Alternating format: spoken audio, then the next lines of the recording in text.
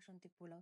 তো এর জন্য প্রথমে আমি একটি কড়াইয়ের মধ্যে কিছুটা ঘি নিয়ে নিয়েছি। ঘিটা গরম হওয়ার পর এর মধ্যে তেজপাতা, এলাচ, দারচিনি, লবঙ্গ, গোলমরিচ দিয়ে নিয়েছি। কয়েকটা কাজু বাদাম এখানে আমি ব্যবহার করেছি। তারপরে কিউব করে কেটে রাখা পেঁয়াজগুলো দিয়ে হালকা একটু ভেজে নিব। ভেজে নেওয়ার পর চাল আর ডালটা আমি এর মধ্যে দিয়ে এর সঙ্গে একটু মিশিয়ে নিব। চাল আর ডালটা কিছুক্ষণ ভাজার পর আমি এর মধ্যে একটু হাফ চামচের মতো আদা বাটা দিয়ে নিয়েছি। আদার সঙ্গে চাল আর ডালটা ভালো মতো মিশিয়ে নিব। মিশিয়ে নেওয়ার পর এর মধ্যে আমি 6 থেকে 7টা কাঁচামরিচ ব্যবহার করেছি। আপনারা স্বাদ মতো লবণ এবং হালকা একটু হলুদ ব্যবহার করবেন। করার পরে এটা ভালো করে চাল আর ডালের সঙ্গে ভালো মতো মিশিয়ে নিবেন। চাল আর ডালটা কিছুক্ষণ ভাজার পরে আমি এখানে 2 কাপ চালের জন্য 4 কাপ গরম জল ব্যবহার করেছি।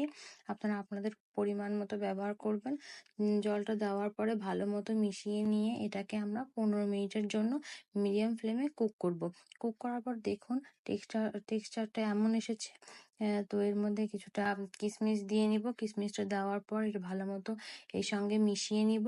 মিশিয়ে নেওয়ার পরে আমরা এর মধ্যে কিছুটা পরিমাণ মতো চিনি ইউজ করব। এটা আপনাদের পরিমাণ মতো দিবেন। দেওয়ার পর এটা ভালো মতো মিশিয়ে নিয়ে আমরা আবারও 5 থেকে 10 মিনিটের জন্য এটাকে লো ফ্লেমে কুক করব। কুক করার পরে এটাকে আমরা একটু 5 থেকে 6 মিনিট আমরা দমে রেখে দিব। তাহলেই রেডি হয়ে গেল আমাদের বাসন্তী পোলাও। তো ভিডিওটা ভালো লাগলে লাইক, কমেন্ট, শেয়ার করবেন। আর নতুন ভিডিও দেখার জন্য চ্যানেলটা সাবস্ক্রাইব করে রাখবেন। আজকের মতো এই পর্যন্তই।